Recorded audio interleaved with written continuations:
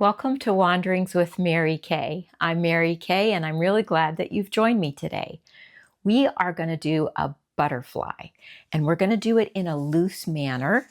So I've got a butterfly here with a flower that I tried to keep relatively loose.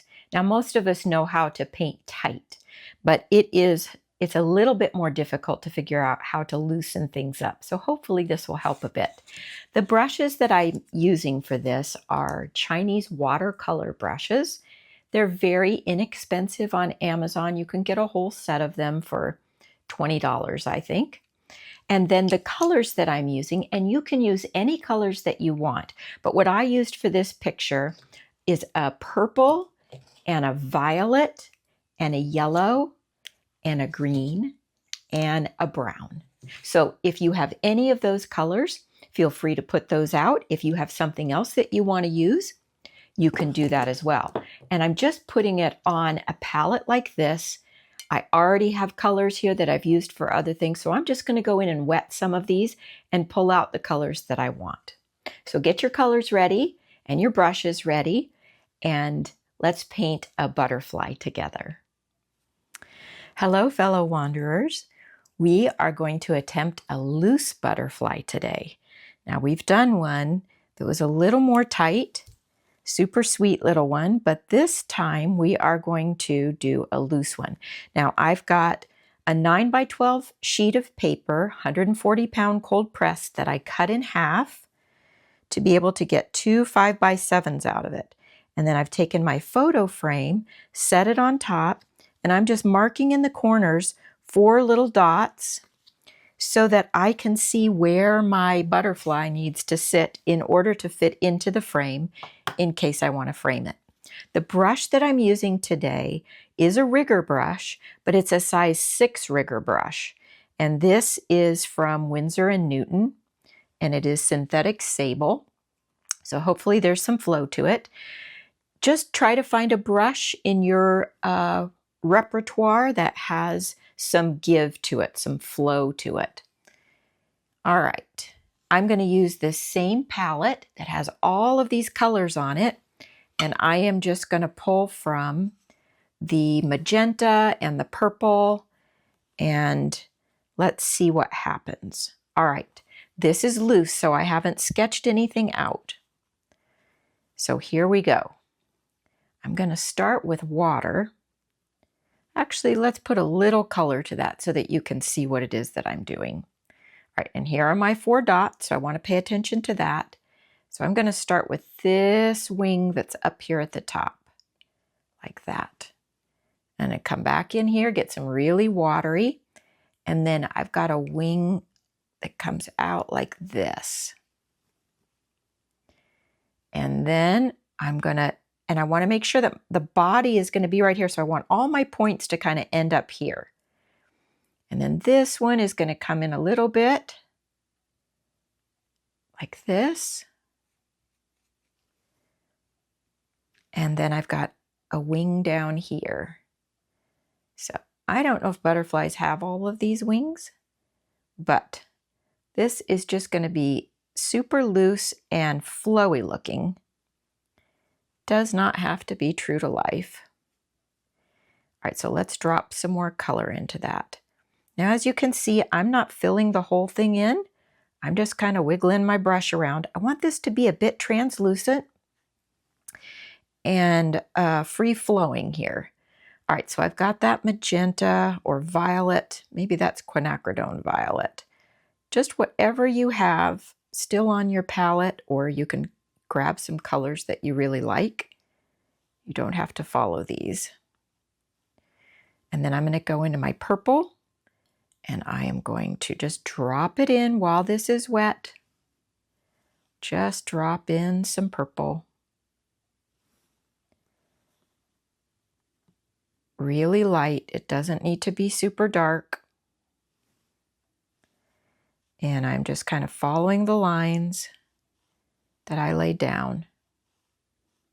All right, now this is all going to come together here where the body is. So I'm going to want some water in there because I want there to be some more color. Now look how light and airy that is. Now remember, that's going to dry back about 30% lighter. So I'm going to come back in here, get a little thicker paint going right into my quinacridone violet, the little pile of it that's already dried. And it gives me a little bit of a darker color. It really is helpful if you have fresh paint that you do this with, because you can get darker values easier. All right. Okay, I'm going to go back in here to my purple. I think it's a dioxazine purple. And just kind of let that kind of flow out a little bit. Make sure your paper is still wet while you're doing this, or you're going to end up with some hard lines. And we want this to be really light. Okay. I am liking this. I'm going to put some purple down in here. Okay. All right. I like that a lot. It looks kind of like a ballerina, which is what butterflies remind me of. Now, I think if the body is here and here are my dots, I might have room for a little flower, maybe, because I have all this room here because I didn't bring it down so far. So I'm just going to try one. I'm going to put one in and see what happens. This might not work, but so I'm going to put one, if the body is right here, I'm going to put a flower here. So I've just got some yellow and I'm making a little half circle like that. I'm going to get a little bit of brown because I have it there and drop it in. And then I am going to make some petals.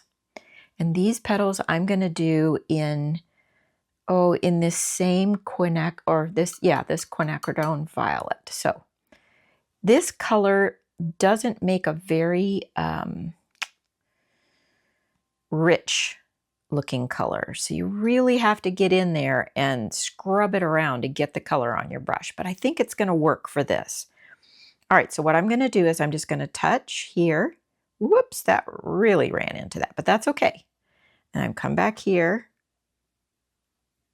and make another petal.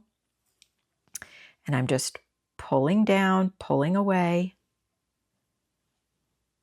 This is going to be super pretty. Now it's going to come off of where I have my marks, but I can always move my frame over a little bit. And then that one will be a little bit shorter. Okay, that is kind of pretty. Now, I might want those a little thicker up here, not so much white space. Okay, so I'm going to go back in with my yellow and drop some little bit thicker yellow in there. Okay, that's pretty. All right, I think this is dry enough to put a body in. Now, I'm just going to go to a little, like a size 2 round, which is pretty small.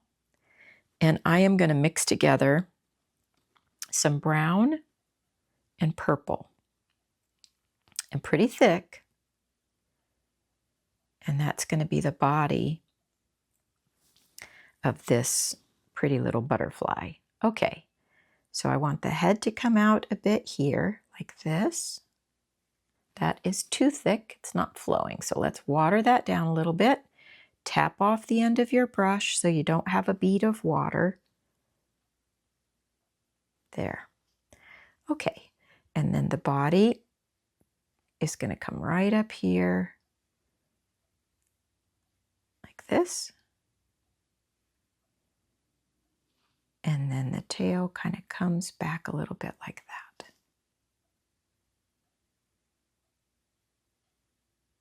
All right. Super sweet. right, so it looks like the butterfly has overshot the flower a little bit, but that's okay. Then I'm going to take a smaller brush. Any rigger that you have will work. This is just a Chinese watercolor brush. It's just anything that you have that will make a thin line. Go back into that dark color that you had. Tap off the end for this. And then I'm going to have these kind of flowing out like this and like that. And that helps with a little sense of movement too. Okay. And then we can put in our green. So I'm going to use this same little Chinese calligraphy brush that I have. I'm going to go into my sap green, and I'm going to go into a little bit of brown just to knock down the brightness of that a bit. And I am going to figure that this is the middle, so my stem's going to come right here. So then I'm going to go like this, and I'm going to bring it out here a little bit. And then I am going to just make a wiggly little leaf like that. Should have used my other brush for that, but that's okay. And then I will do the same thing here. Just press down, wiggle, wiggle, wiggle, wiggle, wiggle, pull up. Okay, that just creates a loose little. Now our flower looks a little tighter than our butterfly. So let's just kind of play around a little bit and push out some of that color. Just add a little bit of water and that will loosen that up. Our flower needs some help here. So I'm going to go back into this quinacridone violet and I'm going to get some, just drop some water in here because I want this flower to be a little bit more loose. And I'm just going to tickle out the edges a little bit just so I don't have such structure to it. Now, some of you might prefer the structure. I've got some people in my family who are people who prefer structure with their watercolors, with most things in their life, but try to be loose. It's so hard to paint in a loose way. Now, we need something to help kind of tie this to this. So what I'm going to do, I'm going to splatter a little bit of this quinacridone violet. Let's see what that does. Yeah, there we go. Just creates a little bit more that connects it. And I think I'm going to call that good. Maybe just a tiny bit more brown here. Remember, when you start playing around, you can lose some of the freshness. Now that's too brown. I don't want to lose the freshness of this. Kind of come outside the lines a little bit here.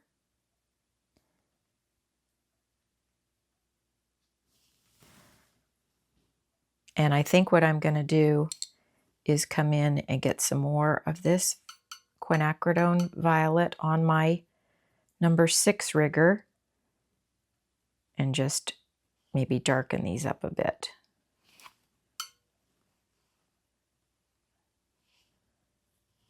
Okay, I think that's good. All right, that is a cute little painting of a loose butterfly, kind of loose flower. I hope you enjoyed that, and I hope you will come back and wander with me again soon. And blessings to you.